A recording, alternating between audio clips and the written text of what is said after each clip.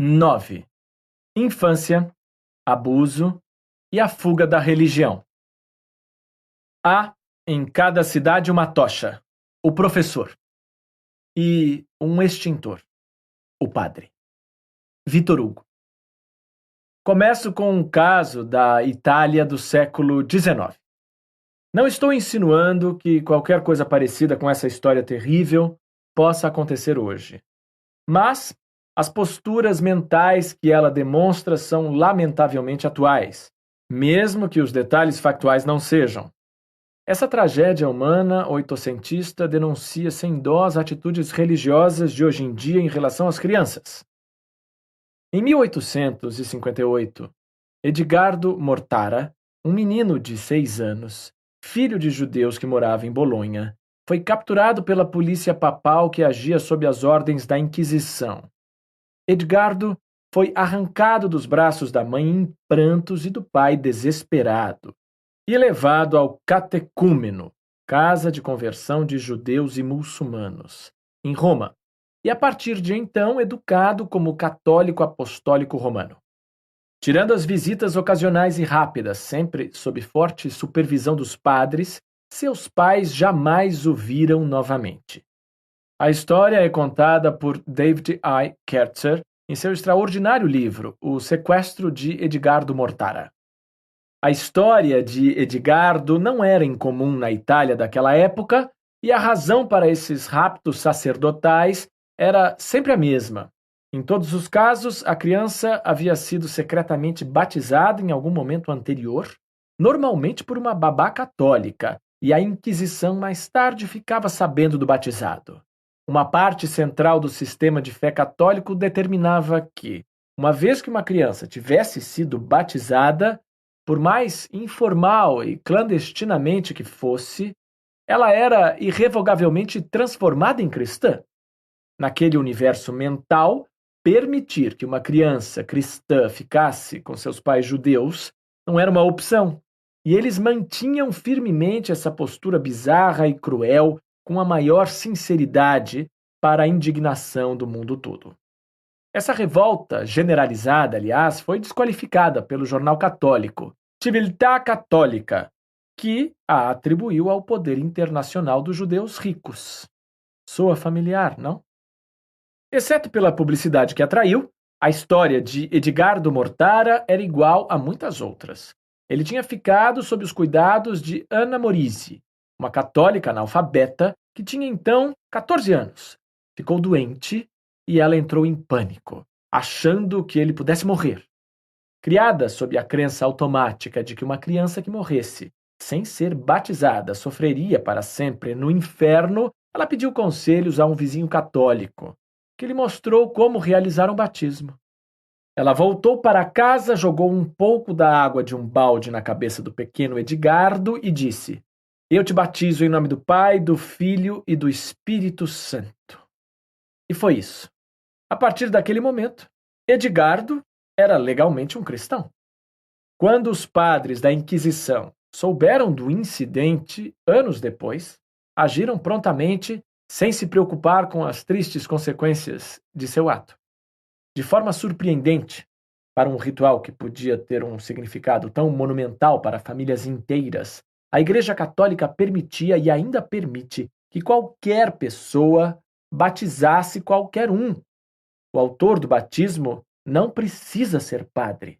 Nem a criança, nem os pais, nem ninguém mais tem de concordar com o batismo. Nada precisa ser assinado. Não são necessárias testemunhas oficiais para nada. Bastam uns pingos d'água, algumas palavras, uma criança indefesa e uma babá supersticiosa e que tenha sofrido lavagem cerebral pela catequese. Na verdade, só é necessário mesmo este último item. Porque, pressupondo que a criança é jovem demais para ser testemunha, quem é que vai saber?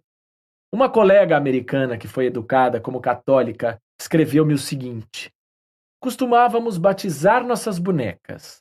Não lembro de nenhum de nós batizando nossos amiguinhos protestantes, mas não duvido que já tenha acontecido e aconteça hoje. Fazíamos de nossas bonecas pequenas católicas, levando-as para a igreja, dando a elas a comunhão e etc.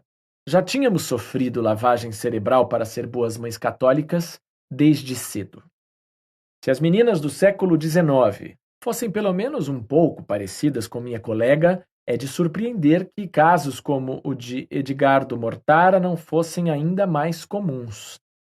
Histórias como essa eram, mesmo assim, perturbadoramente frequentes na Itália oitocentista, o que nos obriga a fazer a pergunta óbvia: por que os judeus dos estados papais contratavam empregados católicos, considerando o risco que isso poderia significar? Por que não contratavam só funcionários judeus? A resposta, mais uma vez, não tem nada a ver com bom senso e tem tudo a ver com religião. Os judeus precisavam de funcionários cuja religião não lhes proibisse trabalhar no Shabat. Uma criada judia certamente não batizaria o filho do patrão, levando-o à orfandade espiritual, mas ela não poderia acender o fogo ou limpar a casa no sábado. Era por isso que, das famílias judias bolonhesas, que tinham dinheiro para contratar funcionários naquela época, a maioria contratava católicos. Neste livro, evitei deliberadamente detalhar os horrores das cruzadas, dos conquistadores ou da Inquisição espanhola. Pessoas cruéis e más há em todos os séculos, com todas as motivações. Mas essa história da Inquisição italiana e sua atitude em relação às crianças é particularmente reveladora do modo de pensar religioso e dos males que se originam especificamente porque ele é religioso. Primeiro, é a incrível ideia da cabeça religiosa de que uma gota de água e um breve ritual de palavras podem mudar totalmente a vida de uma criança, assumindo precedência sobre o consentimento dos pais, o consentimento da própria criança, a felicidade e o bem-estar psicológico da criança. Sobretudo que o bom senso e o sentimento humanitário considerariam importante. O cardeal Antonelli disse isso com todas as letras naquela época numa carta a Lionel Rothschild, o primeiro judeu a ser membro do parlamento britânico, que tinha escrito para protestar contra a abdução de Edgardo. O cardeal respondeu que não tinha poderes para intervir e acrescentou: aqui pode ser oportuno observar que, se a voz da natureza é poderosa, ainda mais poderosos são os deveres sagrados da religião. Bem, isso diz tudo, não diz? Em segundo lugar está o fato extraordinário de que os padres, os cardeais e o Papa pareciam genuinamente não compreender que coisa terrível estavam fazendo com o pobre Edgardo Mortara. Isso supera qualquer entendimento sensato. Mas eles, sinceramente, acreditavam que estavam fazendo um bem a ele ao tirá-lo de seus pais e dar-lhe uma educação católica. Sentiam que tinham o dever de protegê-lo. Um jornal católico nos Estados Unidos defendeu a posição do Papa no caso Mortara, argumentando que era impensável que um governo cristão deixasse uma criança cristã ser criada por um judeu, e invocando o princípio da liberdade de religião, a liberdade de uma criança de ser cristã e não forçada compulsoriamente a ser judia, a proteção da criança pelo Santo Padre, diante de todo o fanatismo e intolerância ferozes, é o espetáculo moral mais grandioso de eras e eras no mundo. Terá havido alguma vez uma distorção tão flagrante de palavras como forçada, compulsoriamente, ferozes, fanatismo e intolerância?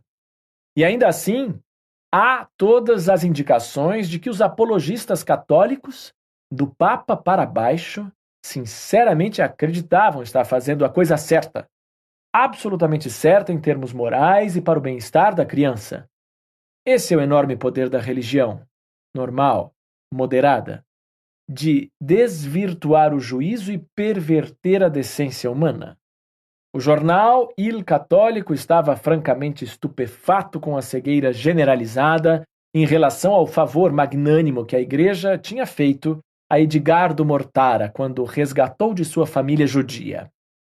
Qualquer um de nós que pensar seriamente sobre a questão, que comparar a condição de um judeu sem uma igreja de verdade, sem um rei e sem um país, dispersos e sempre estrangeiros onde quer que vivam na face da terra, e, mais que tudo, famosos pela terrível mancha que marca os assassinos de Cristo, entenderá imediatamente a grande vantagem temporal que o Papa está obtendo para o menino Mortara. Em terceiro lugar está a presunção com que as pessoas religiosas sabem, sem evidências, que a fé em que nasceram é a única fé verdadeira e que todas as outras são aberrações ou simplesmente mentiras. As citações acima são exemplos claros dessa atitude por parte dos cristãos. Seria totalmente injusto equiparar os dois lados nesse caso, mas aqui é um bom lugar para lembrar que os Mortara poderiam, de um golpe só, conseguir Edgardo de volta se tivessem aceitado as súplicas dos padres e concordado em ser eles batizados. Edgardo havia sido roubado por causa de uns pingos de água e uma dúzia de palavras sem sentido.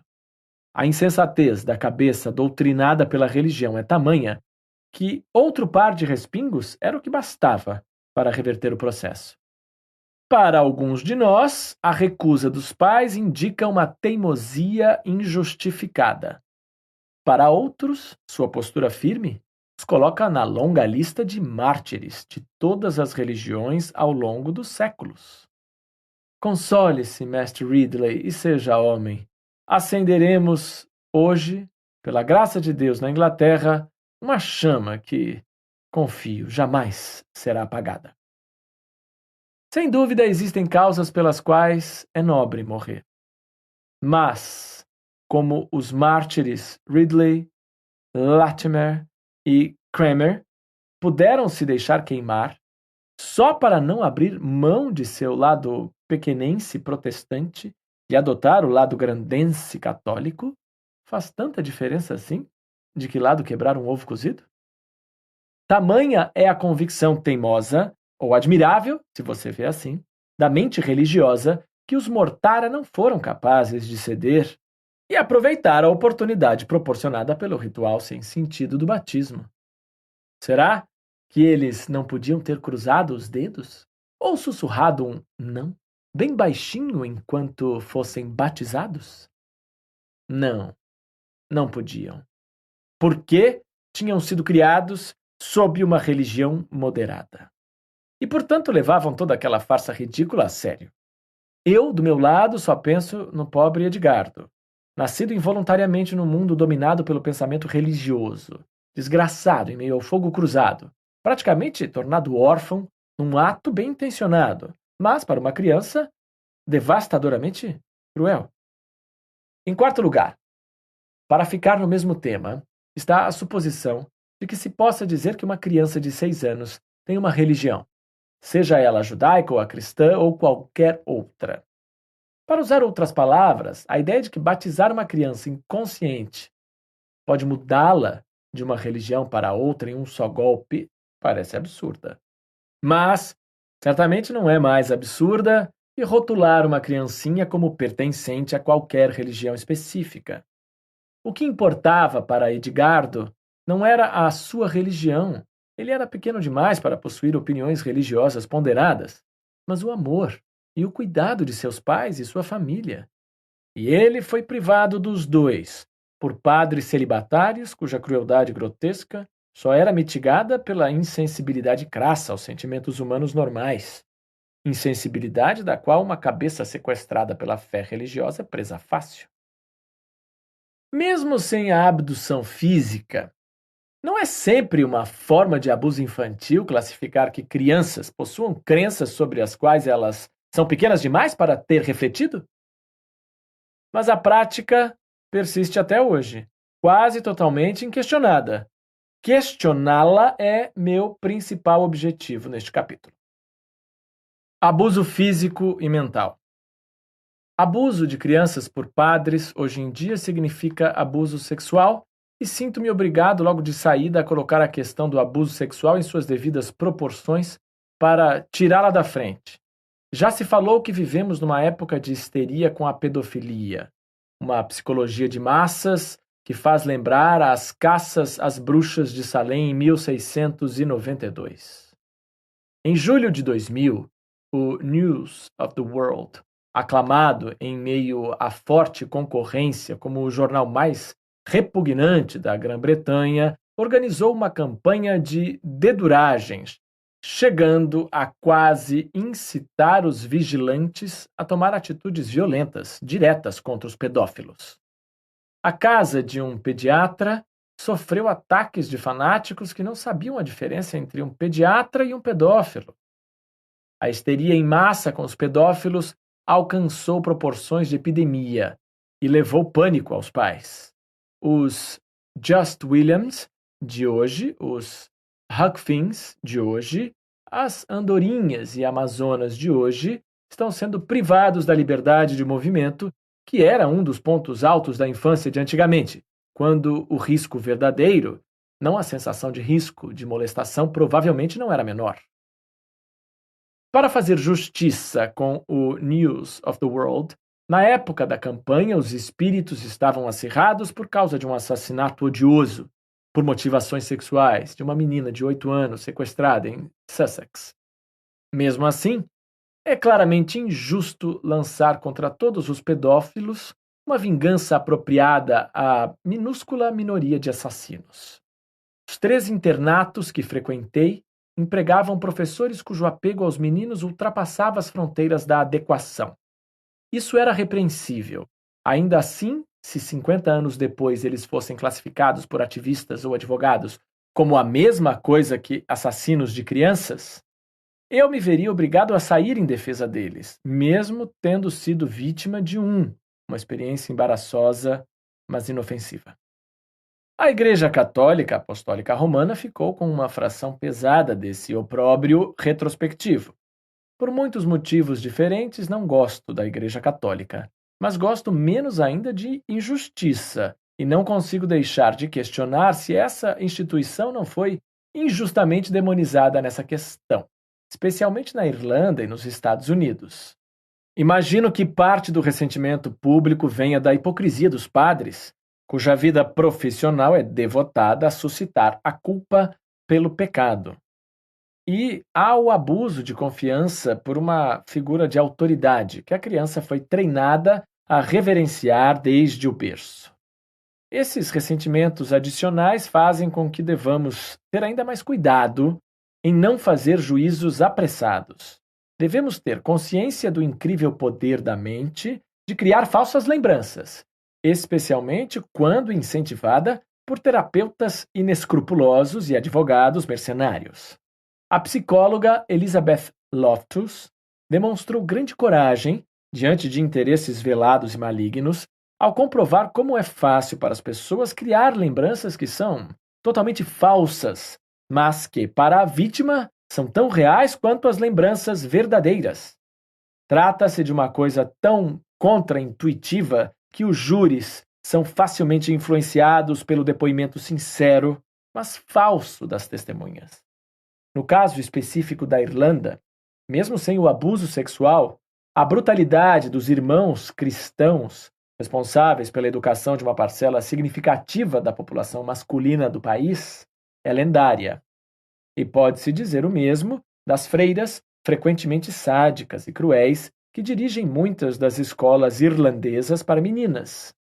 Os notórios lares de Madalena, tema do filme Em Nome de Deus, de Peter Mullan, continuaram existindo até 1996.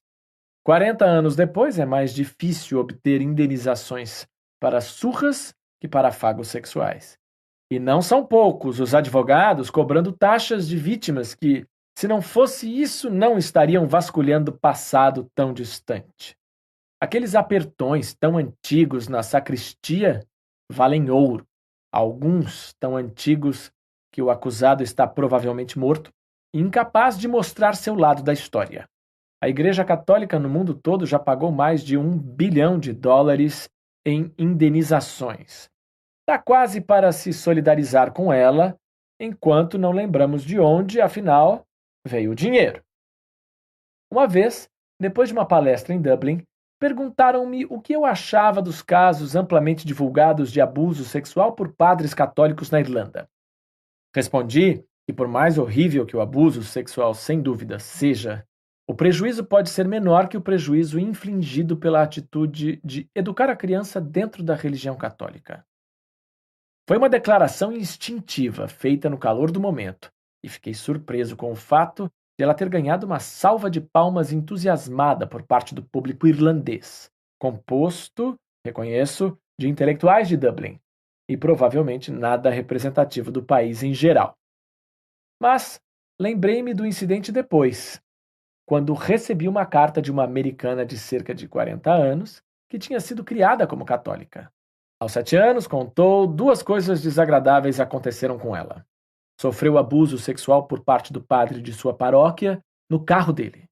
E, mais ou menos na mesma época, uma amiguinha da escola, que tragicamente tinha morrido, foi para o inferno por ser protestante. Ou pelo menos foi o que ela foi levada a crer pela doutrina então oficial da igreja de seus pais. Sua visão de adulta era que, desses 2 exemplos de abuso infantil pela igreja católica, um físico e um mental, o segundo foi de longe pior.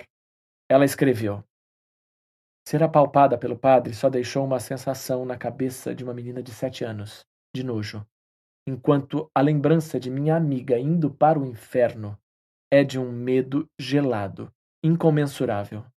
Nunca perdi o sono por causa do padre, mas passei muitas noites aterrorizada, com medo de que as pessoas que eu amava fossem para o inferno. Aquilo me causou pesadelos. Reconheço que as apalpadas que ela sofreu no carro do padre foram relativamente leves, se comparadas com, por exemplo, a dor e o nojo de um sacristão sodomizado. E hoje em dia dizem que a Igreja Católica já não dá tanta ênfase ao inferno como fazia antes. Mas o exemplo mostra que é pelo menos possível que o abuso psicológico de crianças supere o físico. Dizem que Alfred Hitchcock, o grande cineasta especialista na arte de assustar as pessoas, estava uma vez dirigindo na Suíça quando de repente apontou pela janela do carro e disse: essa é a cena mais aterrorizante que já vi. Era um padre conversando com um menininho, a mão dele sobre o ombro do garoto. Hitchcock pôs a cabeça para fora do carro e gritou: fuja, menininho! Salve sua vida! Pedras e paus podem me quebrar os ossos, mas palavras jamais vão me machucar. O provérbio é verdadeiro, desde que você não acredite de verdade nas palavras.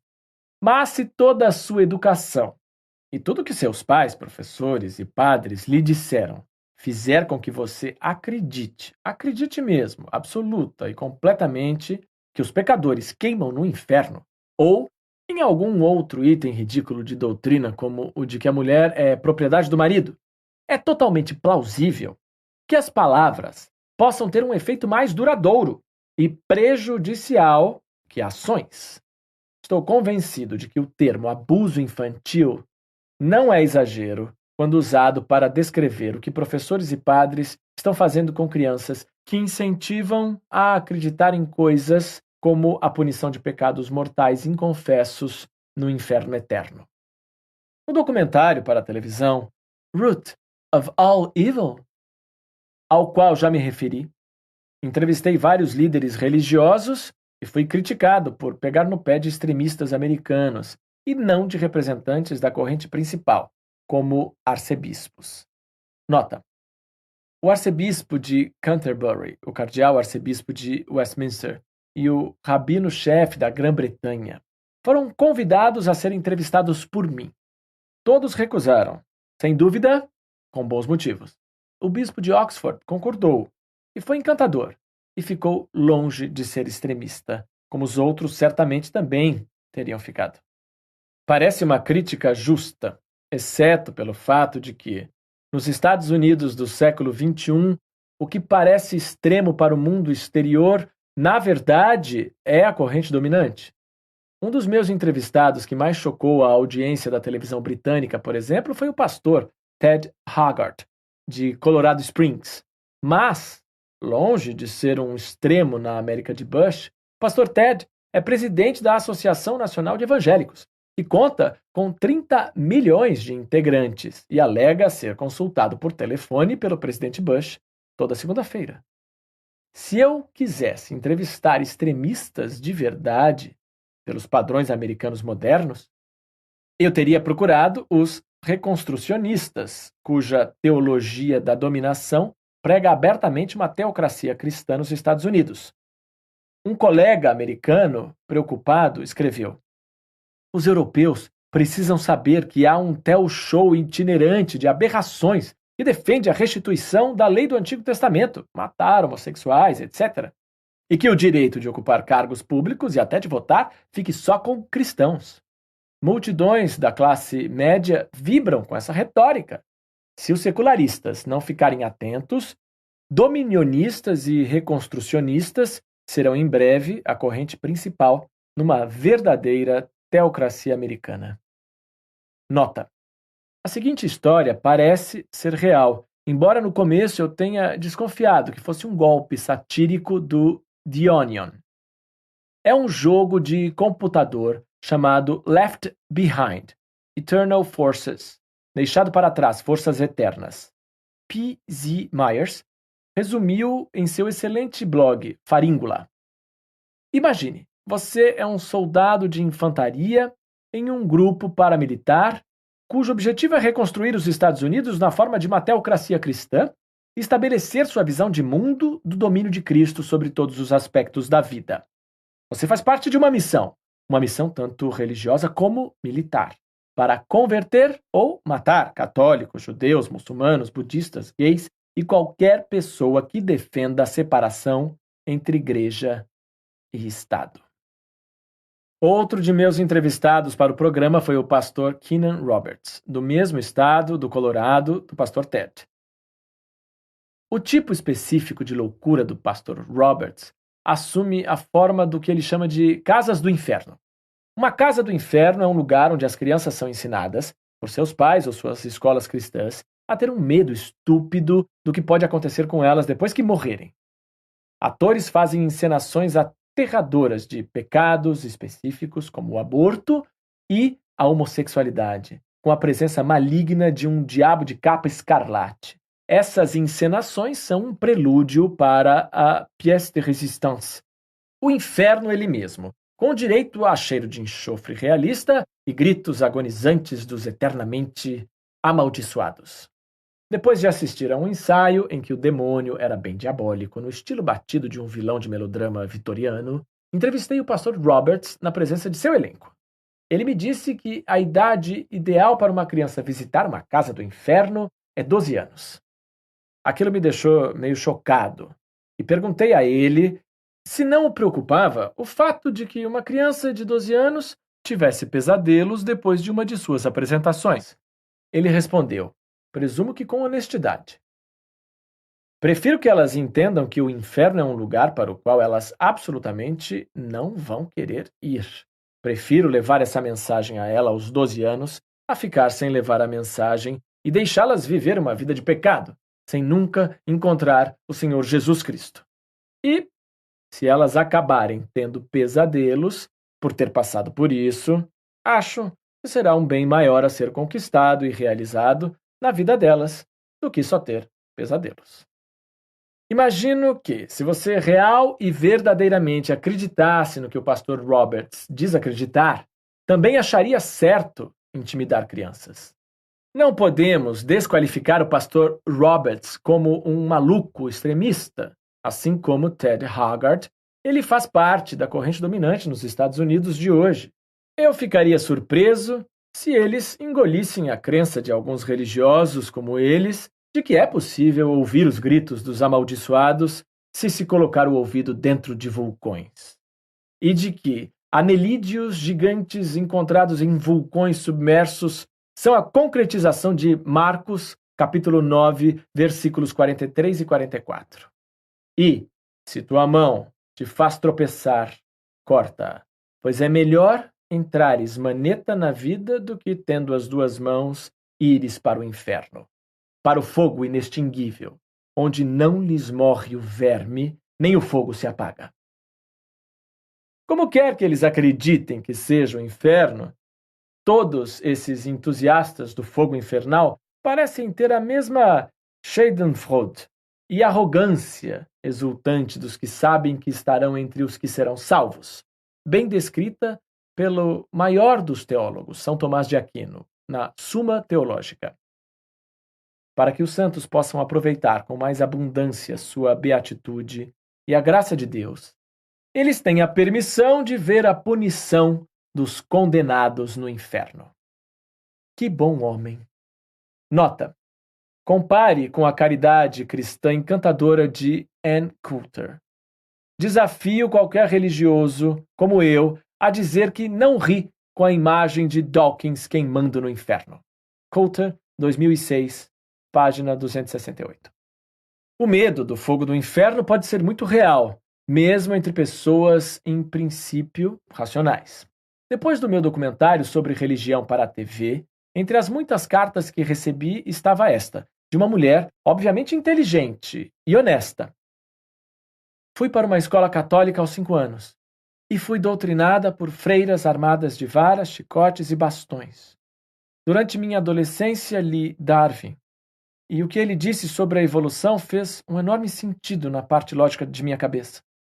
Mas tenho vivido com muitos conflitos e tenho um medo lá no fundo do fogo do inferno, que é deflagrado com bastante frequência. Já fiz um pouco de psicoterapia que me permitiu trabalhar alguns de meus problemas mais antigos, mas não consigo superar esse medo profundo. Por isso, o motivo pelo qual lhe escrevo é pedir que, por favor, me envie o nome e o endereço da terapeuta que você entrevistou no programa desta semana, que trata desse medo específico. Fiquei tocado com a carta dela e, segurando o impulso momentâneo e ignóbil de lamentar que não haja um inferno para onde aquelas freiras pudessem ir, respondi que ela devia confiar em sua razão. Um grande dom que ela, diferentemente de pessoas mais infelizes, obviamente possuía. Sugeri que a repulsividade extrema do inferno, do modo como ele é pintado por padres e freiras, é inflacionada para compensar sua implausibilidade. Se o inferno fosse plausível, ele só teria de ser moderadamente desagradável para ter poder de dissuasão. Como é tão improvável, precisa ser anunciado como muitíssimo assustador para combater sua implausibilidade e reter algum poder de dissuasão. Também a coloquei em contato com a terapeuta mencionada por ela, Jill Mitton, uma mulher agradabilíssima e profundamente sincera que eu havia entrevistado diante das câmeras. Jill foi educada dentro de uma seita mais repugnante que o normal, chamada Irmãos Exclusivistas, tão desagradável que existe até um site na internet, www.pips.net, totalmente dedicado a ajudar aqueles que conseguiram escapar dela. Jill Mitton foi ensinada a ter pavor do inferno. Fugiu do cristianismo quando ficou adulta e hoje orienta e ajuda outras pessoas que foram igualmente traumatizadas na infância. Se eu pensar em minha infância, ela foi dominada pelo medo. E era o medo da desaprovação no presente, mas também o da condenação eterna. E para uma criança, as imagens do fogo do inferno e do ranger de dentes são bastante reais. Não são nada metafóricas.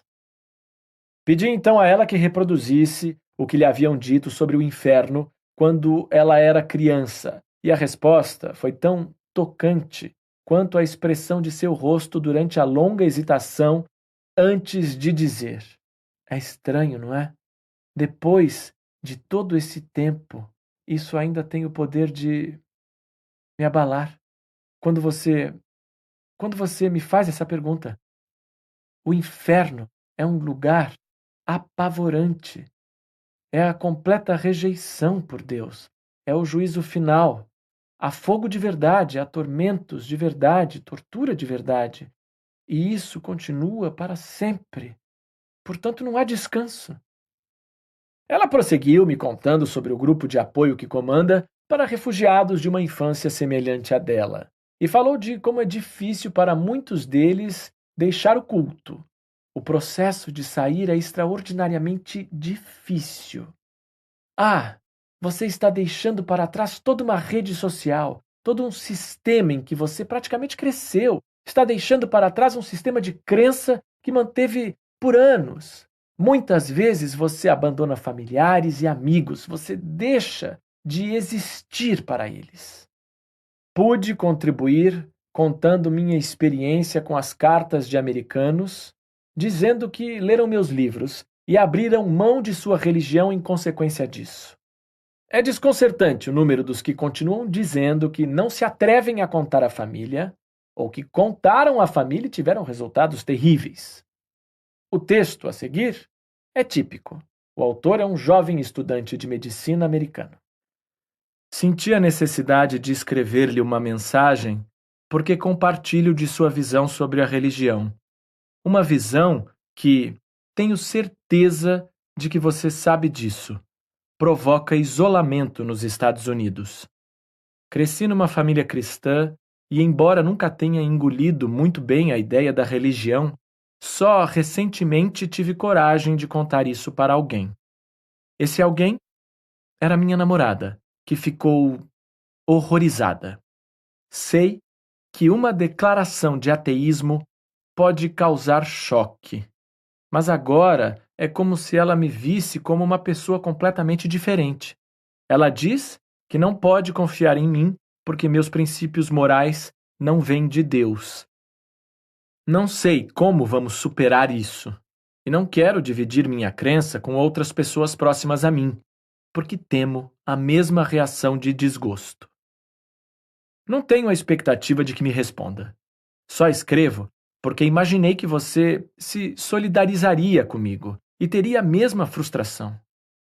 Imagine perder alguém que você amava e que o amava por causa da religião. Tirando a ideia dela de que agora sou um gentil herege, éramos perfeitos um para o outro.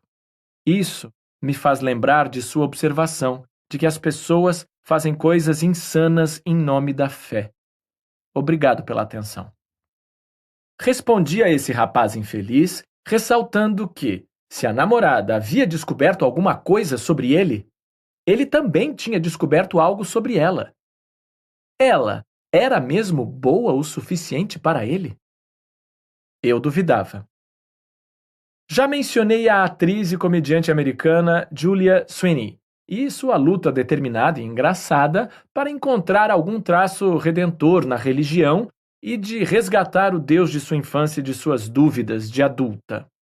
A busca acabou tendo um final feliz, e hoje ela é um exemplo admirável para jovens ateus de qualquer lugar.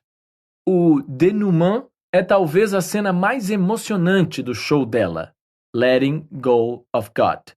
Ela havia tentado de tudo.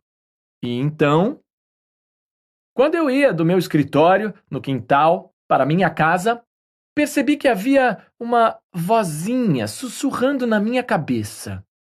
Não tenho certeza de há quanto tempo ela estava lá, mas de repente ela ficou um decibelzinho mais alta.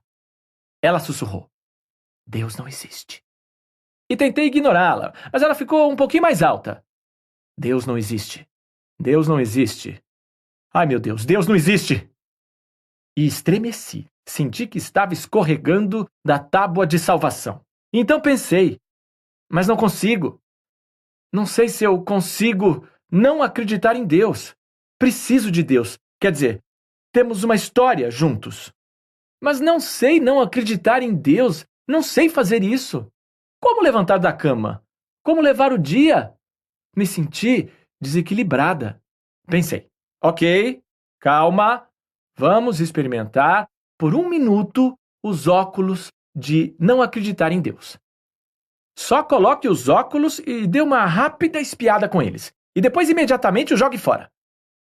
E coloquei os óculos e dei uma olhada em volta. Tenho vergonha de contar que no começo fiquei tonta. Cheguei a pensar, tudo bem, como a Terra fica pendurada no céu? Quer dizer que estamos voando pelo espaço? Isso é tão vulnerável? E tive vontade de correr e pegar a Terra que caía do espaço nas minhas mãos. Então, lembrei. Ah, é! A gravidade e a velocidade angular vão nos manter revolvendo em torno do Sol, provavelmente por muito, muito tempo. Quando assisti a Letting Go of God, num teatro de Los Angeles, fiquei profundamente emocionado com essa cena, especialmente quando Julia contou depois sobre a reação dos pais dela a uma reportagem sobre sua cura. A primeira ligação da minha mãe era mais um grito: Ateia! Ateia! Meu pai ligou e disse: você traiu sua família, sua escola, sua cidade. Foi como se eu tivesse vendido segredos para os russos. Os dois disseram que não iam mais falar comigo. Meu pai disse: não quero que você vá nem ao meu enterro. Depois que eu desliguei, pensei: quero ver você tentar me impedir. Parte do dom de Julia Sweeney é fazer você rir e chorar ao mesmo tempo. Acho que meus pais tinham ficado levemente decepcionados quando eu disse que não acreditava mais em Deus. Mas ser ateia era uma coisa completamente diferente. O livro Losing Faith in Faith, From Preacher to Atheist, Perdendo a Fé na Fé, de pregador a ateu, de Dan Barker, é a história da conversão gradativa dele, de ministro fundamentalista e pastor viajante, até o ateu contundente e convicto que é hoje. O significativo é que Barker continuou maquinalmente a pregar o cristianismo por um tempo, mesmo depois de ter se tornado ateu, porque era a única carreira que ele conhecia, e ele se sentia enredado numa teia de obrigações sociais. Hoje, ele conhece muitos outros religiosos americanos que estão na mesma posição que ele estava, mas que o confidenciaram só a ele depois de ler seu livro. Não se atrevem a admitir o ateísmo, nem mesmo a própria família. Tão terrível é a reação que acreditam que isso provocará. A história de Barker teve uma conclusão mais feliz. Para começar, seus pais ficaram profunda e agonizantemente chocados, mas ouviram seu raciocínio calmo e acabaram eles mesmos se tornando ateus. 2 professores de uma universidade nos Estados Unidos escreveram-me, independentemente um do outro, para falar de seus pais. Um disse que a mãe sofre de uma tristeza permanente porque teme pela alma imortal dele. O outro disse que o pai preferiria que ele jamais tivesse nascido. Tão convencido está de que o filho vai passar a eternidade no inferno. Trata-se de professores universitários de instrução elevadíssima, confiantes em sua sapiência e em sua maturidade, que, presume-se, deixaram os pais para trás em todas as questões do intelecto, não só na religião. Imagine como deve ser difícil para pessoas menos robustas em termos intelectuais, menos equipadas pela educação e pela habilidade retórica que eles, ou que Julia Sweeney, para argumentar sua posição diante de familiares obstinados, como também provavelmente deve ter sido para muitos dos pacientes de Jill Mitten. Num ponto anterior de nossa conversa televisionada, Jill tinha descrito esse tipo de criação religiosa como uma forma de abuso mental e retomei esse ponto dizendo: você usa as palavras abuso religioso. Se você fosse comparar o abuso, que é criar uma criança acreditando de verdade no inferno, como você acha que isso se compara, em termos de trauma, ao abuso sexual? Ela respondeu: essa é uma pergunta muito difícil. Acho que, na verdade, há muitas semelhanças, porque se trata de um abuso de confiança. Trata-se de negar à criança o direito de sentir-se livre e aberta para relacionar-se normalmente com o mundo. É uma forma de denegrição. É uma forma de negação do eu verdadeiro em ambos os casos. Em defesa das crianças. Meu colega, o psicólogo Nicholas Humphrey, usou o provérbio dos paus e pedras para abrir sua palestra da anistia em Oxford em 1997. Humphrey começou sua palestra argumentando que o provérbio nem sempre é verdadeiro e citou o caso de haitianos que acreditam em voodoos e que morrem, aparentemente, devido a um efeito psicossomático do pavor, dias depois de ter um feitiço maligno lançado sobre eles. Ele então perguntou se a Anistia Internacional, a beneficiária da série de palestras para a qual ele estava contribuindo, deveria ou não fazer campanhas contra discursos ou publicações injuriosas ou prejudiciais. Sua resposta foi um rotundo não a esse tipo de censura em geral.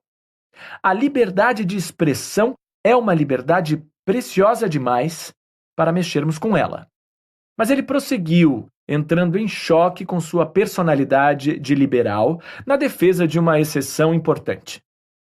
Argumentar a favor da censura no caso especial da educação moral e religiosa de crianças e principalmente da educação que a criança recebe em casa, onde os pais podem, e até há a expectativa de que façam isso, determinar para seus filhos o que conta como verdade e mentira, certo e errado. As crianças, argumentarei, têm o direito humano de não ter a cabeça aleijada pela exposição às péssimas ideias de outras pessoas, não importa quem sejam essas outras pessoas. Os pais, da mesma maneira, não possuem permissão divina para aculturar os filhos do modo que bem quiserem. Não têm o direito de limitar os horizontes do conhecimento dos filhos, de criá-los numa atmosfera de dogma e superstição, ou de insistir que eles sigam os caminhos estreitos e pré-definidos de sua própria fé. Em resumo, as crianças têm o direito de não ter a cabeça confundida por absurdos, e nós, como sociedade, temos o dever de protegê-las disso. Portanto, não devemos permitir que os pais ensinem os filhos a acreditar, por exemplo, na veracidade literal da Bíblia ou que os planetas governam sua vida, assim como não permitimos que eles arranquem os dentes dos filhos ou os tranquem num calabouço. É claro que uma declaração tão contundente como essa precisa de muitas especificações. E teve. Não é questão de opinião decidir o que é absurdo? A ciência ortodoxa já não sofreu bastante para que saibamos que é preciso ter cuidado? Os cientistas podem achar que é absurdo ensinar astrologia e a veracidade literal da Bíblia, mas existem outras pessoas que acham o contrário. E elas não têm o direito de ensinar isso a seus filhos? Insistir que a ciência é que deve ser ensinada às crianças não é uma posição tão arrogante quanto? Agradeço aos meus pais por adotar a opinião de que o mais importante não é ensinar às crianças o que pensar, mas como pensar. Se depois de ter sido expostas de forma justa e adequada a todas as evidências científicas, elas crescerem e decidirem que a Bíblia diz a verdade literal, ou que o movimento dos planetas governa suas vidas, é direito delas. O essencial é que é direito delas decidir o que pensarão, e não dos pais de impô-lo por force majeure. E isso, evidentemente, tem uma importância especial quando lembramos que as crianças serão os pais da geração seguinte, em posição de passar para frente a doutrinação que as possa ter moldado. Humphrey sugere que, enquanto as crianças forem pequenas, vulneráveis e carentes de proteção, a verdadeira proteção moral é demonstrada pela tentativa honesta de adivinhar o que elas escolheriam por si próprias se tivessem idade suficiente. Ele cita o exemplo tocante de uma menina inca cujos restos mortais de 500 anos foram encontrados congelados nas montanhas do Peru em 1995. O antropólogo que a descobriu escreveu que ela foi vítima de um ritual de sacrifício. Segundo o relato de Humphrey, um documentário sobre essa jovem menina de gelo foi exibido pela televisão americana. Os telespectadores foram convidados a se maravilhar com o comprometimento espiritual dos sacerdotes incas e a compartilhar com a menina, em sua última viagem, seu orgulho e sua empolgação por ter sido escolhida para a extraordinária honra de ser sacrificada. A mensagem do programa de televisão era, na prática, a de que o sacrifício humano era, à sua maneira, uma intervenção cultural gloriosa. Mais uma joia na coroa do multiculturalismo, se você preferir. Humphrey ficou escandalizado. E eu também. Como alguém ousa sugerir tal coisa? Como se atrevem a nos convidar, em nossas salas de estar assistindo à TV, a nos sentirmos enlevados pela contemplação de um ato de assassinato ritualístico? O assassinato de uma criança indefesa por um grupo de velhos estúpidos, inchados, supersticiosos e ignorantes. Como se atrevem a nos convidar a ver algo de bom na contemplação de uma ação imoral contra outra pessoa? Mais uma vez, o leitor liberal e decente pode sentir um pouco de desconforto. Imoral pelos nossos padrões, certamente, e estúpida. Mas, e quanto aos padrões incas? Para os incas, o sacrifício não era um ato moral e nada estúpido, autorizado por tudo o que eles consideravam sagrado? A menina era, sem dúvida, fiel à religião em que fora criada. Quem somos nós para usar uma palavra como assassinato, julgando os sacerdotes incas por nossos próprios padrões, em vez de pelos deles?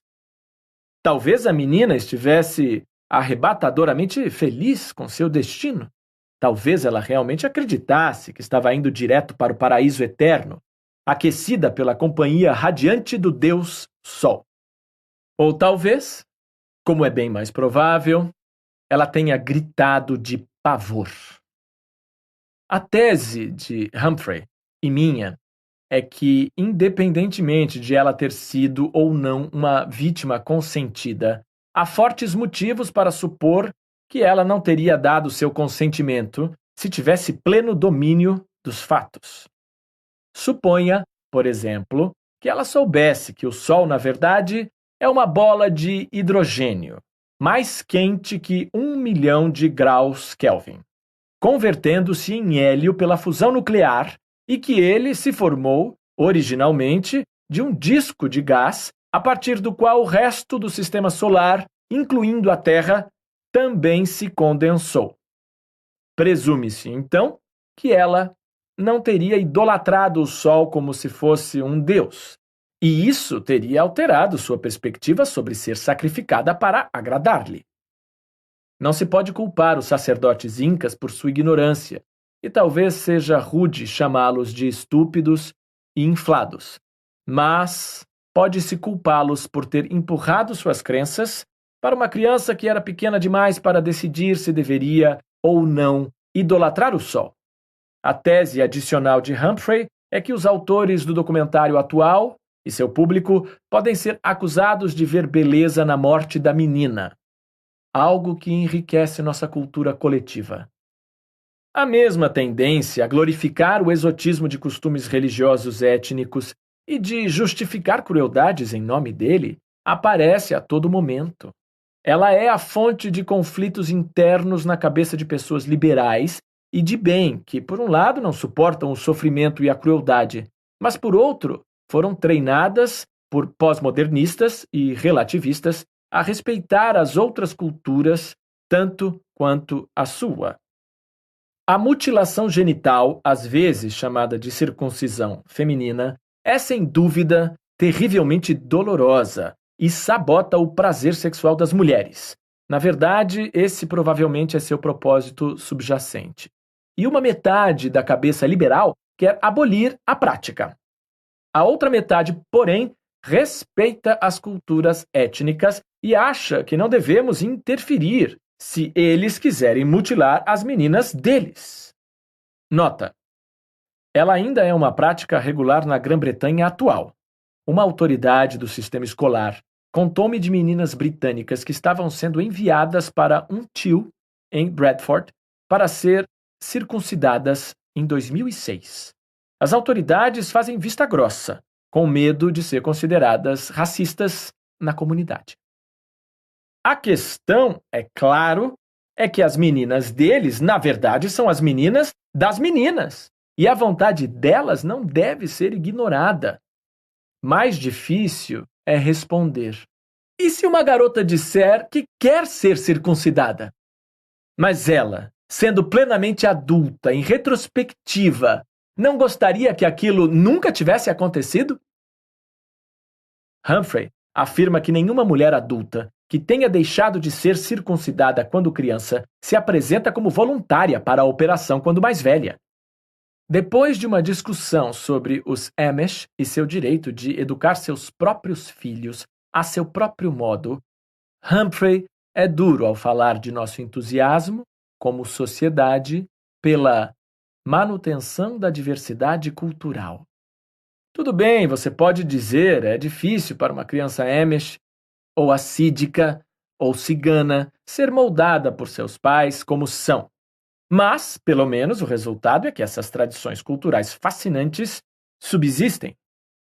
Nossa civilização não ficaria mais pobre se elas fossem eliminadas? É uma pena, talvez, que indivíduos tenham de ser sacrificados para manter essa diversidade. Mas é o preço que pagamos como sociedade. Só que sinto-me obrigado a lembrar: não somos nós que pagamos.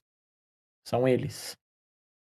A questão ganhou atenção pública em 1972, quando a Suprema Corte dos Estados Unidos deu um veredito num caso exemplar, Wisconsin contra Yoder, que dizia respeito ao direito dos pais de tirar seus filhos da escola por motivos religiosos. Os Amish vivem em comunidades fechadas em várias regiões dos Estados Unidos. A maioria fala um dialeto do alemão chamado holandês da Pensilvânia e rejeita, em vários graus, a eletricidade, motores de combustão interna, zíperes e outras manifestações da vida moderna. Há, é verdade, algo de atraente e exótico numa ilha de vida do século XVII como espetáculo para o olhar de hoje. Não vale a pena preservá-la em nome da riqueza da diversidade humana? E a única maneira de preservá-la é permitir que os Amish eduquem seus filhos a seu próprio modo e protejam-nos da influência maligna da modernidade. Mas temos que nos perguntar: as próprias crianças não deveriam ter direito a uma opinião? A Suprema Corte foi solicitada a decidir em 1972, quando alguns pais Amish em Wisconsin tiraram os filhos de escolas de ensino médio. A simples ideia da educação além de certa idade contrariava os valores religiosos dos Amish, especialmente a educação científica. O estado do Wisconsin levou os pais ao tribunal, alegando que as crianças estavam sendo privadas de seu direito à educação.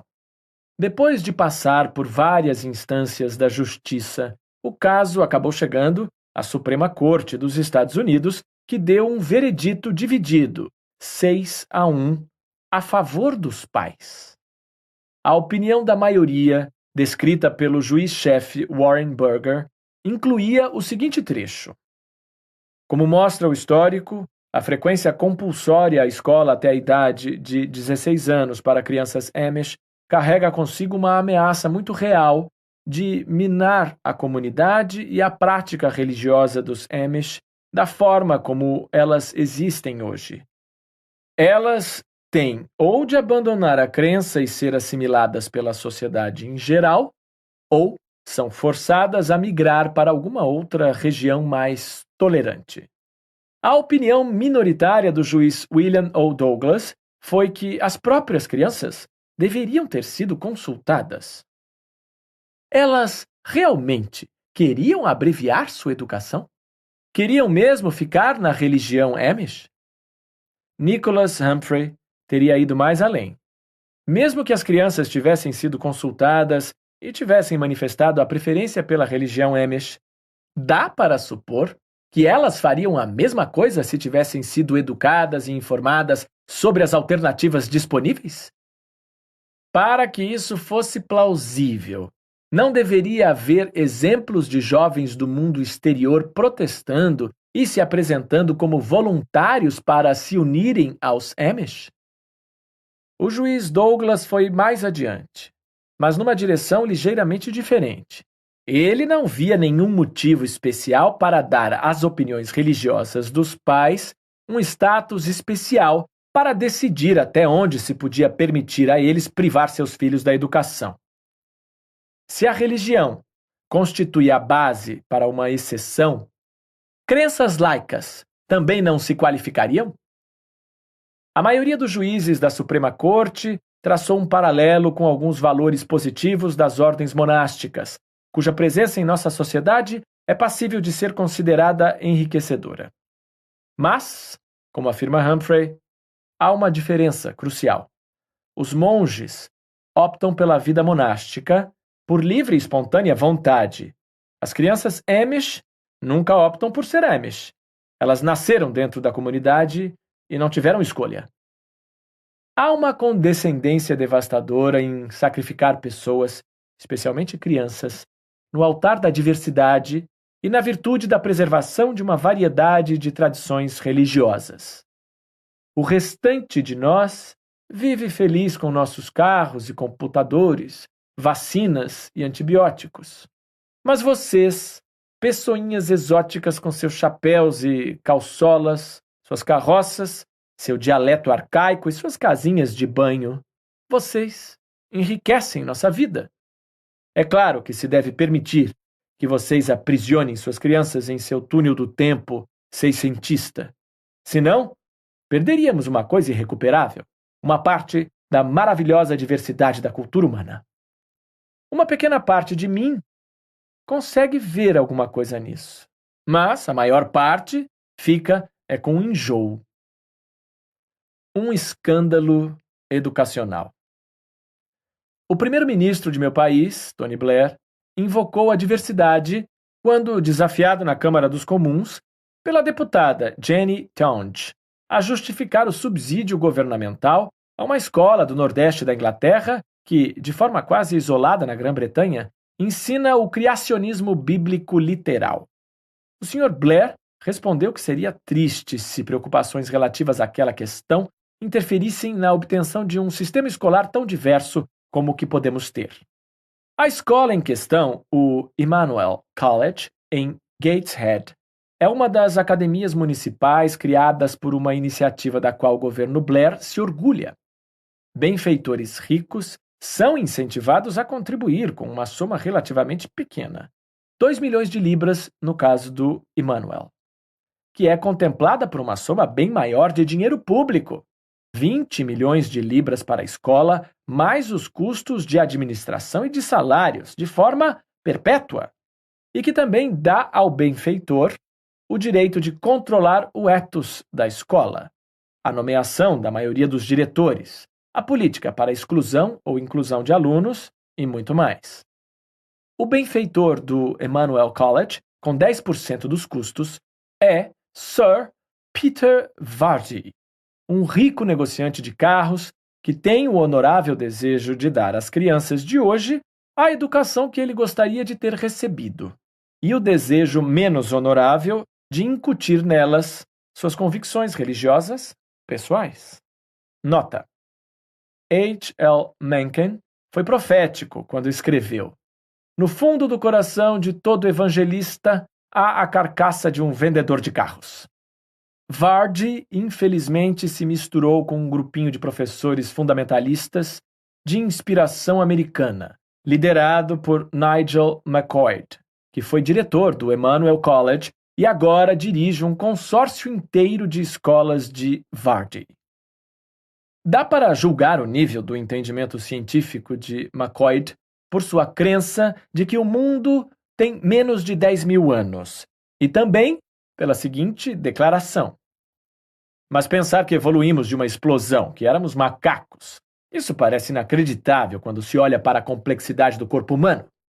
Se disser às crianças que a vida delas não tem um propósito, que elas são apenas uma mutação química, isso não eleva a autoestima. Nenhum cientista jamais sugeriu que uma criança seja uma mutação química. O uso do termo nesse contexto é um absurdo e iletrado, bem ao estilo das declarações do bispo Wayne Malcolm, líder da Igreja Municipal da Vida Cristã em Hackney, no leste de Londres, que, de acordo com o The Guardian, de 18 de abril de 2006, questiona as evidências científicas da evolução. Dá para medir bem o entendimento que Malcolm tem das evidências que questiona pela sua afirmação de que há claramente uma ausência de registros fósseis de níveis intermediários de desenvolvimento. Se um sapo virou um macaco, não deveria haver um monte de sacacos? A ciência também não é o forte do Sr. McCoy. Portanto, devemos, para ser justos, nos voltar para seu diretor científico, Stephen Layfield. No dia 21 de setembro de 2001, o Sr. Layfield deu uma palestra no Emmanuel College sobre o ensino da ciência, uma perspectiva bíblica. O texto da palestra foi publicado por um site cristão na internet, www.christian.org.uk. Mas você não o encontrará lá agora. O Instituto Cristão removeu a palestra no mesmo dia em que chamei a atenção para ela num artigo no Daily Telegraph, de 18 de março de 2002, em que a submeti a uma dissecação crítica. É difícil, porém, eliminar uma coisa de modo permanente da rede mundial de computadores.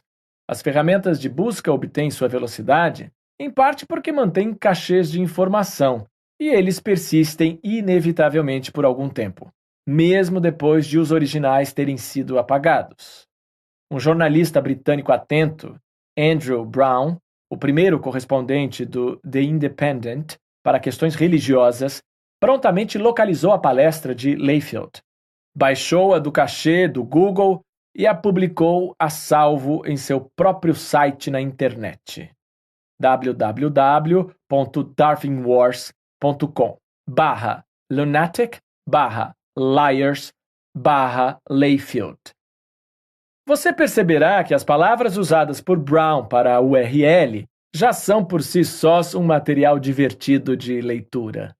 Elas perdem seu poder de diversão, no entanto, quando vemos o conteúdo em si da palestra.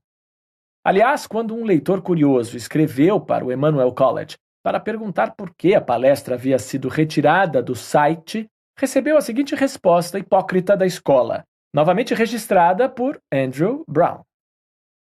O Emmanuel College ficou no centro de um debate a respeito do ensino da criação nas escolas. Na prática, o Emmanuel College recebeu um número enorme de requisições da imprensa. Isso envolveu uma quantidade considerável de tempo por parte do diretor e da diretoria da escola. Todas essas pessoas têm outras coisas para fazer. Para ajudar, removemos temporariamente uma palestra de Stephen Layfield de nosso site na internet. Tudo bem que as autoridades da escola estivessem ocupadas demais para explicar aos jornalistas sua posição sobre o ensino do criacionismo. Mas por que, então, remover de seu site o texto de uma palestra que faz exatamente isso e que poderiam ter indicado aos jornalistas, economizando assim um bom tempo? Não, eles retiraram a palestra de seu diretor científico porque admitiam que tinham algo a esconder. O parágrafo a seguir pertence ao início da palestra. Declaremos então já de início que rejeitamos a ideia popularizada, talvez inadvertidamente por Francis Bacon no século XVII, de que há dois livros, isto é, o livro da natureza e as escrituras, que podem ser explorados de forma independente em busca da verdade. Em vez disso, baseamo-nos firmemente na alegação nua e crua de que Deus falou com autoridade e de forma infalível nas páginas das Sagradas Escrituras.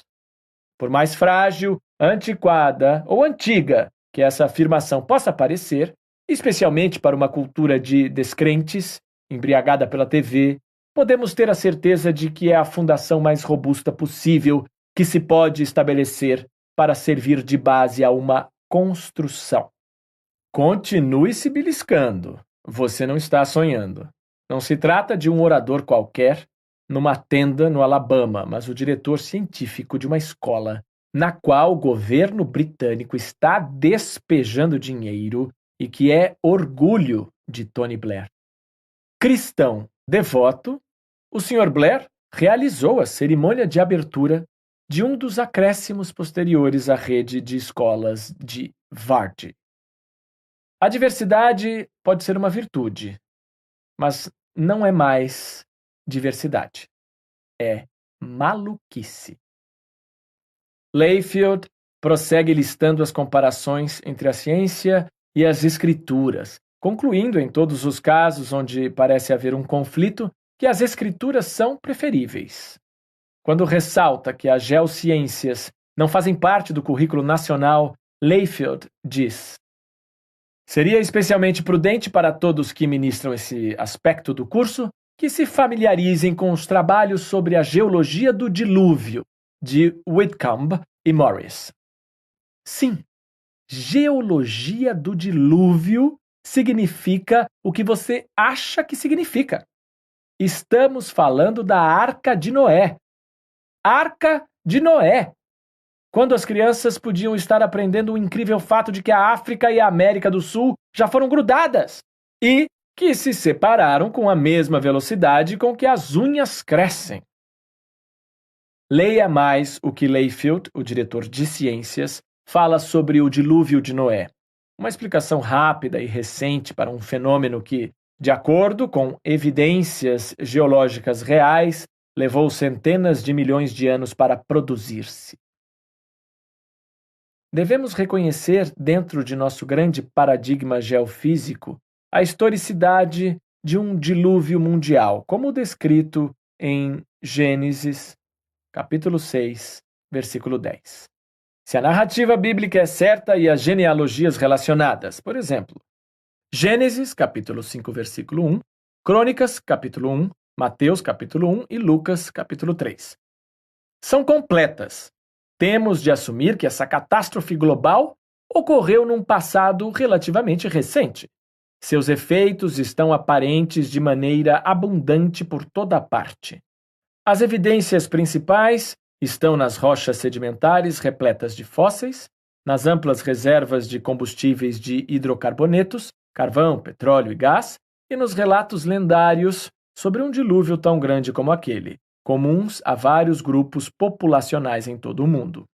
A factibilidade de manter uma arca cheia de criaturas representativas por um ano até que as águas recuassem o bastante foi bem documentada por John Woodmore Rappert, entre outros. De certa maneira, isso é ainda pior que as afirmações de ignorantes como Nigel MacCoyd ou do bispo Wayne Malcolm, citadas acima, porque Layfield estudou ciência. A seguir, mais um trecho inacreditável. Como afirmamos no princípio, os cristãos, com ótimos motivos, consideram as Escrituras e o Antigo e o Novo Testamento um guia confiável para o que devemos acreditar. Não são meramente documentos religiosos. Eles nos proporcionam um relato verdadeiro sobre a história da Terra, que, se ignoramos, é por nossa própria conta e risco. A conclusão de que as Escrituras proporcionam um relato literal sobre a história geológica daria arrepios a qualquer teólogo respeitado.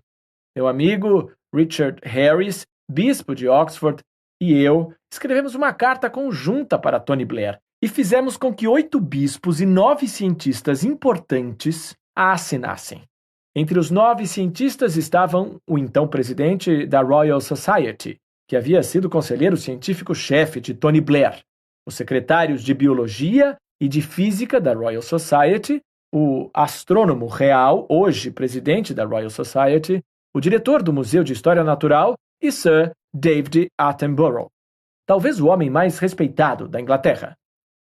Entre os bispos havia um católico e 7 anglicanos, líderes religiosos importantes de toda a Inglaterra. Recebemos uma resposta perfunctória e inadequada do gabinete do primeiro-ministro, mencionando os bons resultados da escola nas provas e a boa avaliação que recebeu da Agência Oficial de Inspeção de Escolas, a Ofsted. Parece que não ocorreu ao Sr. Blair que, se os inspetores da Ofsted fazem uma avaliação entusiasmada de uma escola cujo diretor científico ensina que o universo inteiro começou depois da domesticação do cachorro, deve haver alguma coisinha errada com os padrões de inspeção. Talvez o trecho mais perturbador da palestra de Stephen Layfield seja sua conclusão. O que se pode fazer? Em que ele analisa as táticas a serem empregadas pelos professores que desejem colocar o cristianismo fundamentalista dentro da sala de aula. Ele pede, por exemplo, aos professores de ciências que prestem atenção em todas as ocasiões em que um paradigma evolucionário, Terra Antiga, milhões ou bilhões de anos, seja mencionado ou sugerido por um livro-texto, uma questão de prova ou um visitante, e educadamente ressaltem a falibilidade da afirmação. Sempre que possível, devemos dar a explicação alternativa bíblica, sempre melhor, sobre os mesmos dados. Observaremos alguns exemplos da física, da química e da biologia no momento oportuno. O resto da palestra de Layfield não passa de um manual de propaganda, um recurso para professores religiosos de biologia, química e física que quiserem, mantendo-se dentro das diretrizes do currículo nacional, subverter a educação baseada na ciência e trocá-la pelas escrituras bíblicas. No dia 15 de abril de 2006, James Naughtie, um dos âncoras mais experientes da BBC, entrevistou Sir Peter Vardy no rádio. O principal tema da entrevista foi a investigação policial das denúncias, negadas por Vardy, de que o governo Blair havia oferecido propinas, títulos de cavalheiro e de nobreza, a ricos na tentativa de fazê-los participar do esquema das academias municipais. Naughtie também perguntou a Vardy sobre a questão do criacionismo, e Vardy negou categoricamente que o Emmanuel promova o criacionismo Terra Nova entre seus alunos. Um dos estudantes do Emmanuel College, Peter French, declarou tão categoricamente quanto: ensinaram para nós que a Terra tem 6.000 anos. Nota: para dar uma ideia da escala desse erro, é o equivalente a acreditar que a distância entre Nova York e São Francisco é de 6 metros e 40 centímetros. Quem está dizendo a verdade? Bem, não sabemos, mas a palestra de Stephen Layfield expõe de forma bastante franca sua política para o ensino da ciência. Será que Vardy nunca leu o manifesto tão explícito de Layfield? Será que ele não sabe qual é a do diretor de ciências? Peter Vardy ficou rico vendendo carros usados. Você compraria um carro dele? E você lhe venderia, como fez Tony Blair, uma escola por 10% de seu valor, incluindo no pacote o pagamento de todos os seus custos de administração? Sejamos caridosos com Blair e assumamos que ele, pelo menos, não tenha lido a palestra de Layfield. Imagino que seja querer demais e esperar que ele vá prestar atenção nela agora. O diretor McCoy defendeu o que claramente via como o espírito aberto de sua escola, defesa que se destaca pela presunção. O melhor exemplo que posso dar sobre o que somos é uma palestra de filosofia que dei para o colegial. Shaquille estava sentado ali e disse: o Corão está certo e é a verdade. E Claire, logo ali, disse: não, a Bíblia é a verdade. Então, conversamos sobre as semelhanças entre o que os dois livros dizem e os lugares em que eles discordam. E decidimos que os dois não podiam ser verdade ao mesmo tempo. E eu acabei dizendo: desculpe, Shaquille, você está errado. É a Bíblia que diz a verdade. E ele disse: desculpe, Sr. McCoy, o senhor está errado, é o Corão. E eles foram almoçar e continuaram com a discussão. É isso que queremos. Queremos que as crianças saibam porque acreditam no que acreditam e defendam isso. Que lindo quadro! Shaquille e Claire foram almoçar juntos, argumentando vigorosamente na defesa de suas crenças incompatíveis. Mas é mesmo tão lindo assim? Não é, na verdade, um quadro deplorável pintado pelo Sr. McCoy? Em que, afinal, Shaquille e Claire baseavam seus argumentos? Que evidências convincentes cada um deles podia apresentar em seu debate vigoroso e construtivo? Claire e Shaquille simplesmente declararam cada um que seu livro sagrado era superior, e ficou nisso. Aparentemente, foi só o que disseram. E, pensando bem, é só isso que se pode dizer quando se aprende que a verdade vem das escrituras e não das evidências. Claire e Shaquille e os colegas deles não estavam sendo educados, estavam sendo traídos pela escola. E o diretor estava cometendo um abuso, não sobre o corpo, mas sobre a mente deles. Conscientização de novo. E agora, veja só mais um lindo quadro. Um ano, na época do Natal, meu jornal diário, The Independent, estava procurando uma imagem apropriada para período natalino e encontrou uma de um ecumenismo reconfortante. Uma peça escolar sobre a natividade. Os 3 reis magos eram representados, como dizia radiante a legenda, por Shad Brit, Sikh, Musharraf, muçulmano, e Adele, cristã, todos de 4 anos de idade. Lindo? Reconfortante? Não, não é. Nenhum dos dois. É grotesco. Como qualquer pessoa decente pode achar certo rotular crianças de 4 anos com as opiniões cósmicas e teológicas de seus pais? Para entender, imagine uma foto idêntica com a legenda modificada para o seguinte: Shad Brit, keynesiano, Musharraf, monetarista, e Adele, marxista, todos de 4 anos de idade. Não seria essa legenda uma candidata a cartas iradas de protesto? Certamente.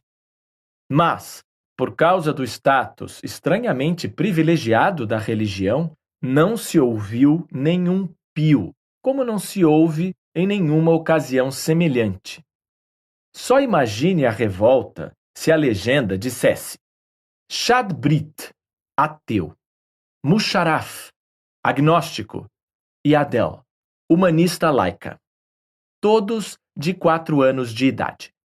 Os pais não poderiam até ser investigados para saber se eles estavam aptos a criar os filhos? Na Grã-Bretanha, onde não há uma separação constitucional entre a Igreja e o Estado, pais ateus normalmente seguem a corrente e deixam as escolas ensinar aos filhos a religião que prevalecer na cultura.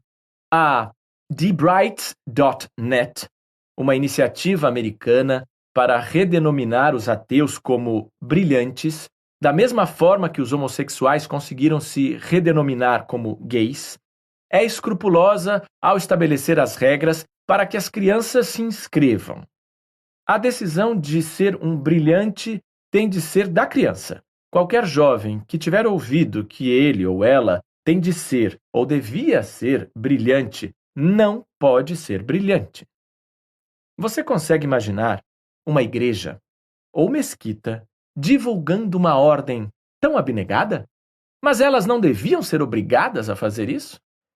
Inscrevi-me nos brilhantes, em parte porque estava genuinamente curioso de saber se a palavra conseguirá ou não ser memeticamente absorvida pela língua. Não sei e gostaria de saber se a transformação de gay foi deliberadamente fabricada ou se ela simplesmente aconteceu.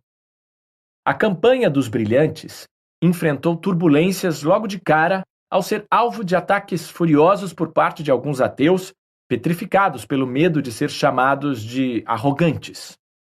O movimento do orgulho gay, felizmente, não sofre dessa falsa modéstia, e talvez por isso é que tenha sido bem-sucedido. Num capítulo anterior, generalizei o tema da conscientização, começando pela conquista das feministas de fazer com que fiquemos incomodados ao ouvir um termo como homens de boa vontade, em vez de pessoas de boa vontade. Aqui, quero conscientizar de outra maneira. Acho que todos nós devemos nos sentir incomodados quando ouvimos uma criança pequena sendo rotulada como pertencente a uma ou outra religião específica. Crianças pequenas são jovens demais para tomar decisões sobre suas opiniões a respeito da origem do cosmos, da vida ou da moral. O simples som do termo criança cristã ou criança muçulmana deveria soar como unhas arranhando uma lousa.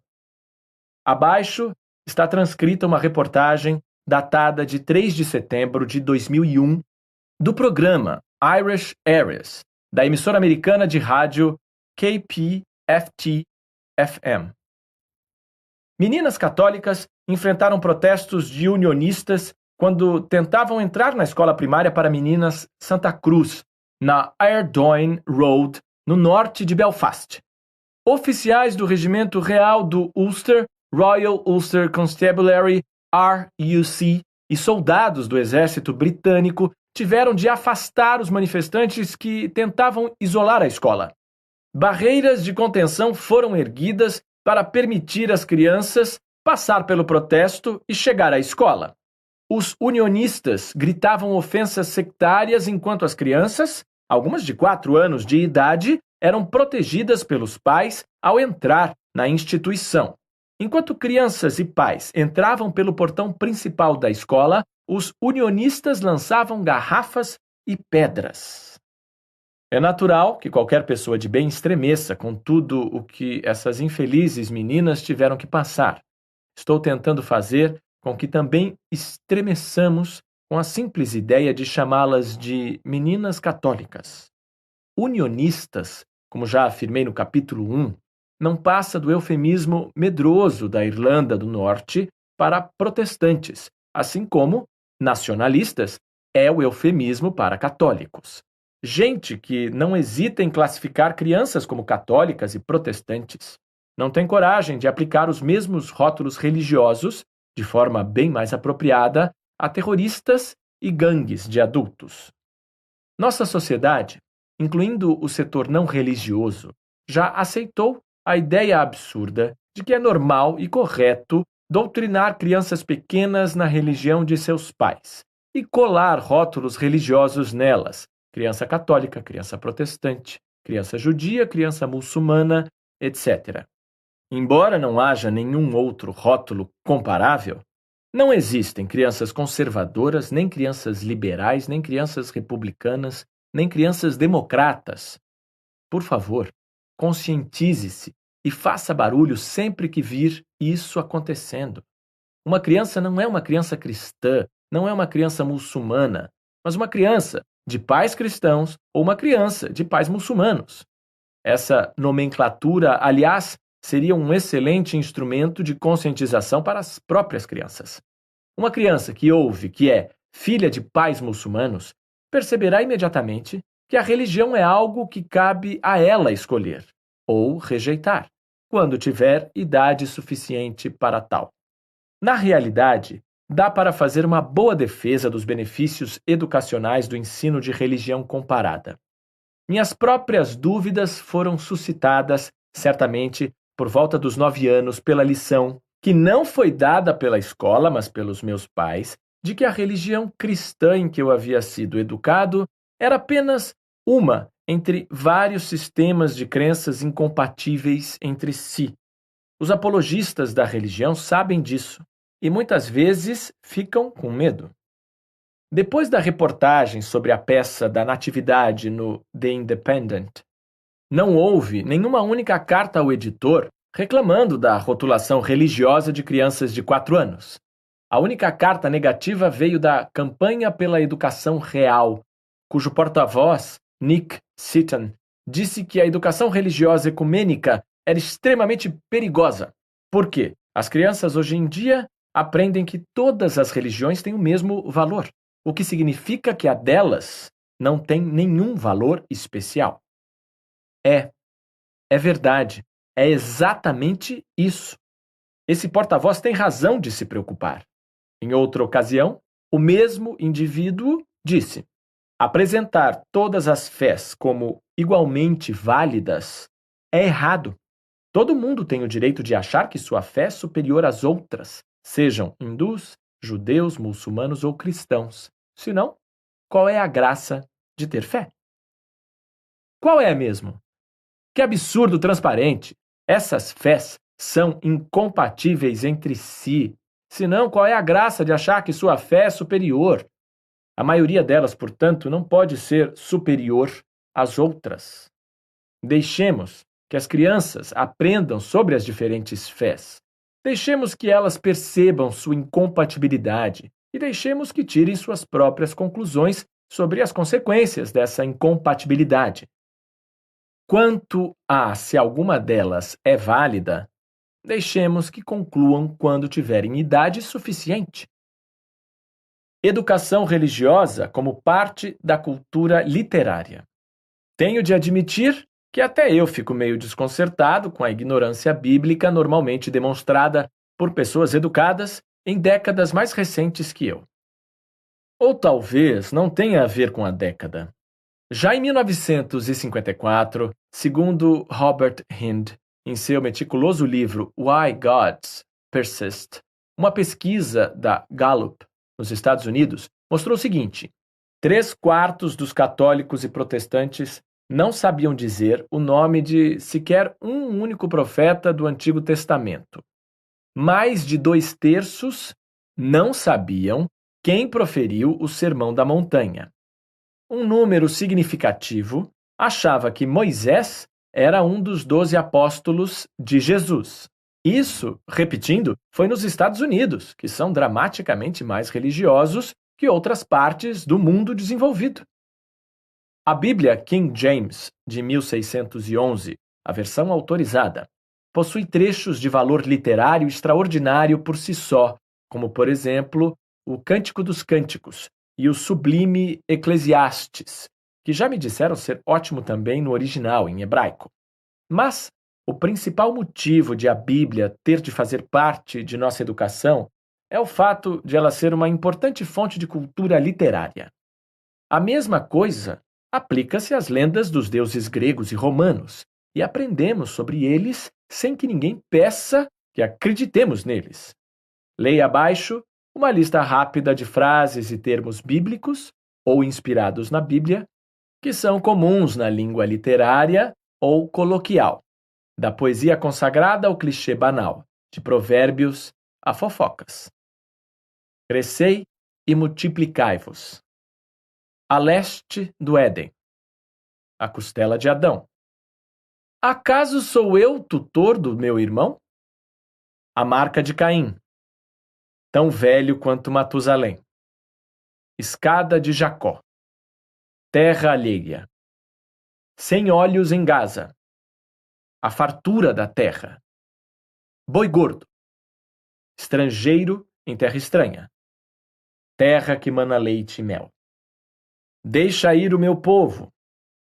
Olho por olho, dente por dente. Sabeis que vosso pecado vos há de achar. A menina dos olhos. As estrelas em sua órbita. Nata em taça de príncipes.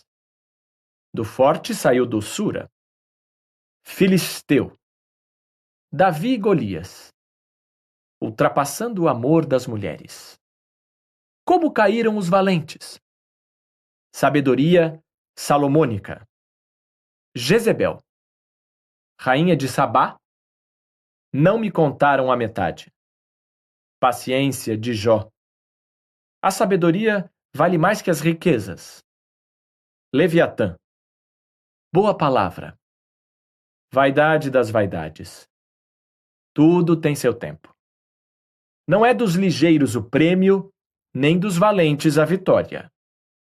Não há limite para fazer livros. Jardim fechado. Raposinhas. As muitas águas não poderiam apagar o amor. O lobo habitará com o cordeiro.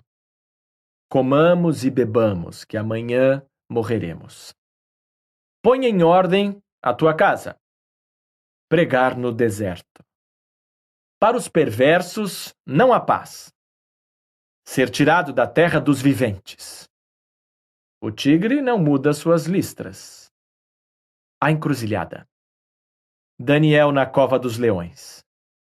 Quem semeia vento, colhe tempestade. Sodoma e Gomorra. Nem só de pão viverá o homem. O sal da terra. Dar a outra face. Onde a traça e a ferrugem corroem.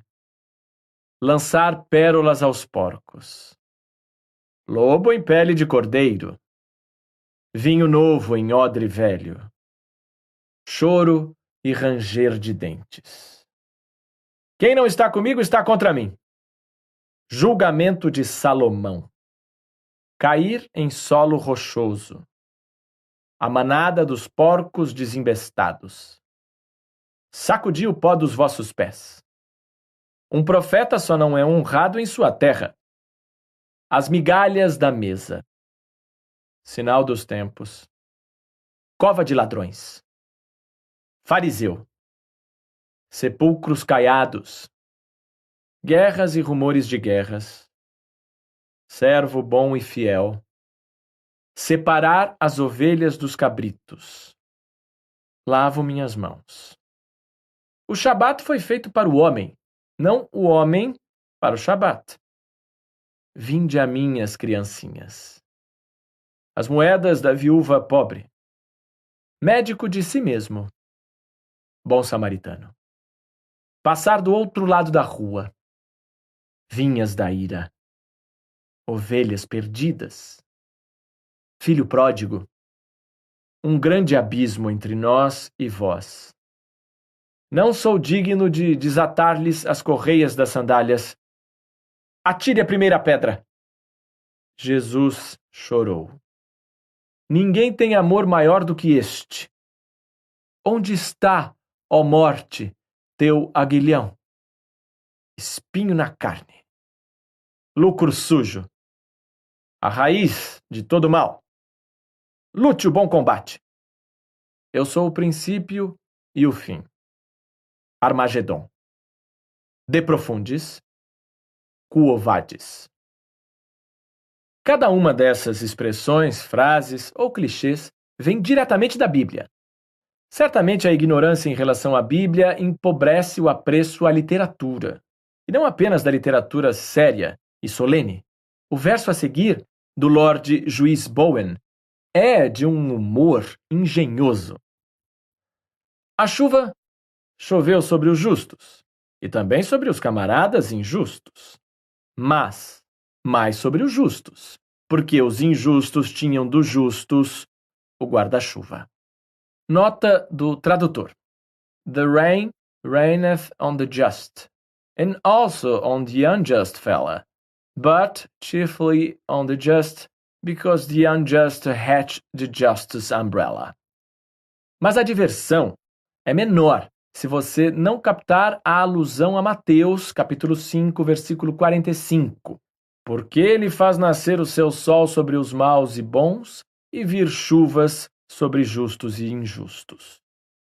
E a graça da fantasia de Eliza Doolittle em My Fair Lady estaria perdida para quem ignorasse o fim de João Batista. Muito obrigada, rei, digo eu de modo educado, mas só o que quero é a cabeça de Henry Higgins. P.G. Wodehouse é, para mim, o maior autor de comédias da Inglaterra. E aposto que metade da minha lista de expressões bíblicas pode ser encontrada na forma de alusões em suas páginas. Uma busca no Google, porém, não encontrará todas elas. Não detectará a derivação do título do conto A Tia e o Preguiçoso, de Provérbios, capítulo 6, versículo 6. Nota do tradutor. O autor refere-se ao trocadilho ant, tia, ant, formiga, relativo à citação bíblica. Vai ter com a formiga, ó preguiçoso. O cânone de Wodehouse é rico em outras expressões bíblicas que não pertencem à minha lista e que não foram incorporadas pela língua na forma de frases ou provérbios. Veja Bertie Wooster, evocando como é acordar com uma bela ressaca. Sonhei que estavam enfiando pregos na minha cabeça, mas não pregos comuns, como os usados por Jael, mulher de Éber, mas pregos em brasa. Bertie tinha um orgulho enorme de sua única realização acadêmica, o prêmio que ganhou uma vez por seu conhecimento das Escrituras.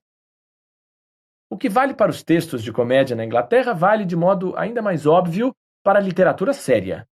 A totalização de mais de 1.300 referências bíblicas nas obras de Shakespeare, feita por Nazib Shahin, é amplamente citada e tem grande credibilidade. O Bible Literacy Report, publicado em Fairfax, Virgínia, confessadamente financiado pela famigerada Fundação Templeton, fornece muitos exemplos e cita um consenso avassalador de professores de literatura em língua inglesa de que o conhecimento bíblico é essencial para a plena apreciação de seu objeto de estudo. Sem dúvida, o equivalente também acontece com o francês, o alemão, o russo, o italiano, o espanhol e outras grandes literaturas europeias. E, para os falantes de línguas arábicas ou indianas, o conhecimento do Corão ou do Bhagavad Gita é presumivelmente tão essencial quanto para a apreciação plena de seu patrimônio literário. Por fim, para completar a lista, não dá para apreciar Wagner, cuja música, como já se disse, é melhor do que soa, sem conhecer os deuses nórdicos. Não vou martelar o assunto. Provavelmente já disse o suficiente para convencer, pelo menos meus leitores mais velhos, de que uma visão de mundo ateísta não é justificativa para excluir a Bíblia e outros livros sagrados de nossa educação. E é claro que podemos manter uma lealdade sentimental às tradições culturais e literárias, por exemplo, do judaísmo, do anglicanismo ou do islã, e até participar de rituais religiosos, como casamentos e enterros, sem aderir às crenças sobrenaturais que historicamente acompanham essas tradições. Podemos abrir mão de acreditar em Deus sem perder contato com uma história valiosa.